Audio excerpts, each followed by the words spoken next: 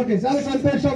ఈ యొక్క 25వ తారీఖు మరి మార్చి మాసం 2024 సంవత్సరం నిజంగా అద్భుతమైనటువంటి దినం ఇది. ఎందుకంటే నిన్న మట్టల ఆదివారం అందరికీ తెలుసు కదా.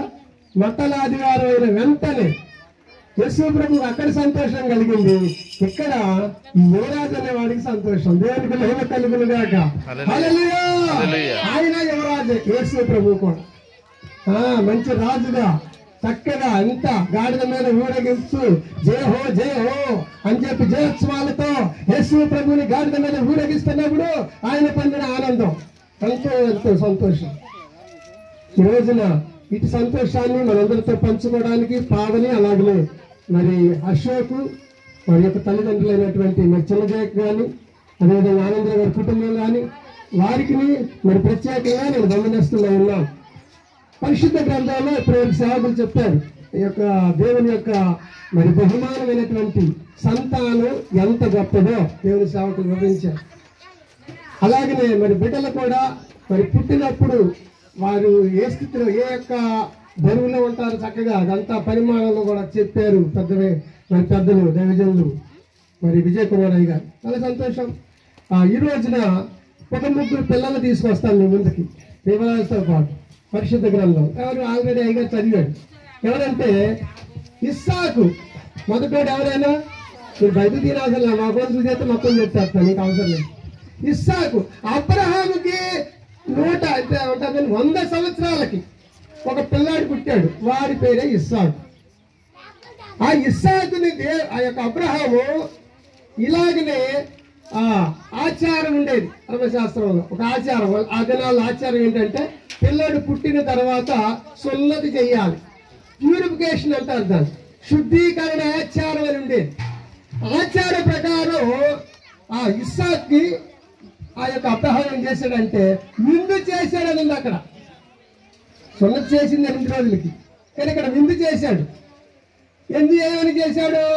నాకు లేక మృతం, మరి మృత తుల్యమైనటువంటి నా శరీరం ఎప్పుడో వృద్ధాప్య దశలో దేవుడు నాకు సంతానం ఇచ్చాడు, రండి మీరందరూ చూసి ఆనందించండి, నా సంతోషంలో మీరు కూడా పాల్గొనండి అని విందు ఏర్పాటు చేసి ప్రజలను ఆహ్వానించాడు అబ్రహాం. మరొక 2 ఉన్నారు. ఎవరంటే ఒకటి అన్న, మనందరికీ తెలుసు. అన్న ఏం చేసింది?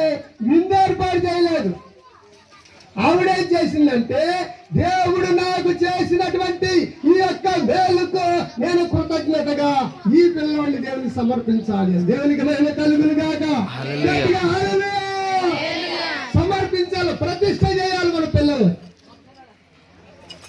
ఆమె తీసుకొచ్చి చెబుతుంది, అయ్యా నీ సన్నిధిలో నేను మొక్కుబడి చేసుకొని ఒక పిల్లగాడిని ఇచ్చినట్లయితే ఆ పిల్లవాడిని నేను సమర్పిస్తానయ్యా.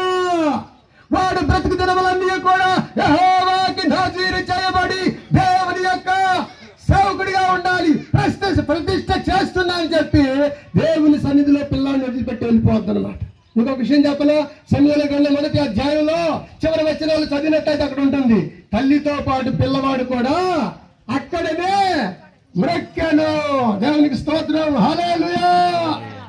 అక్కడనే మొక్కినా మన పిల్లల దేవునికి సమర్పించినట్లయితే మన యొక్క నడతలో, మన యొక్క ప్రవర్తన, మన యొక్క విధానం అంతా కూడా పిల్లలు నేర్చుకుంటారన్నమాట.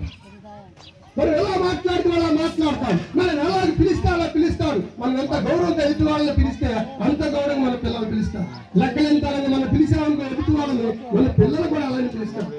ఎప్పుడైతే తల్లి దేవునికి సాష్టాంగపడి నమస్కారం చేసిందో పిల్లోడు కూడా వెంటనే దేవునికి నమస్కారం చేశాడు. దేవుని నామానికి మహిమ కలుగును గాక. 2వది యేసు ప్రభు. చూడండి ఒకసారి లూకా సువార్త 2వ అధ్యాయం 22వ వచనం, 22, 23, 24. చాలు ఇంకా త్వరగా ఎవరు చదువుతారు గట్టిగా?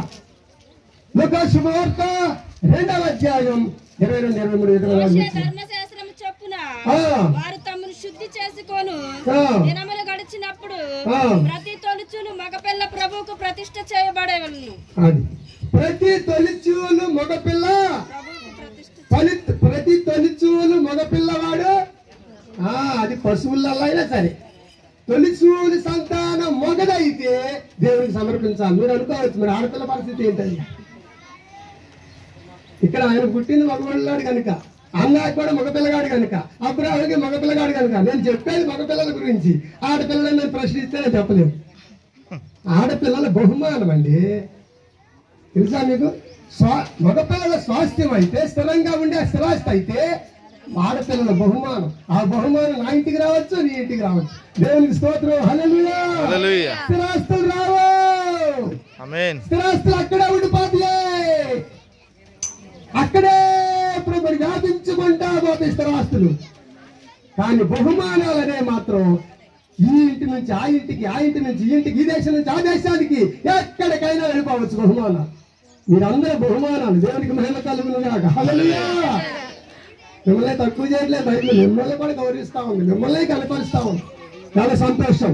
ఇక్కడ యేసు ప్రభువుని ప్యూరిఫికేషన్ అంటారు. మన శుద్ధీకరణ ఆచార ప్రకారం తల్లి తండ్రి యేసేపుని మరియా ఇద్దరు కూడా యెరూషలేము దేవాలయానికి తీసుకెళ్ళి అక్కడ సమర్పించారు. మీకు మొదటి సమయాలు 1:26 ఉంటమాట. బాలుడైనటువంటి సమయాలు నాకు అసలు అందలేకపోతున్నా.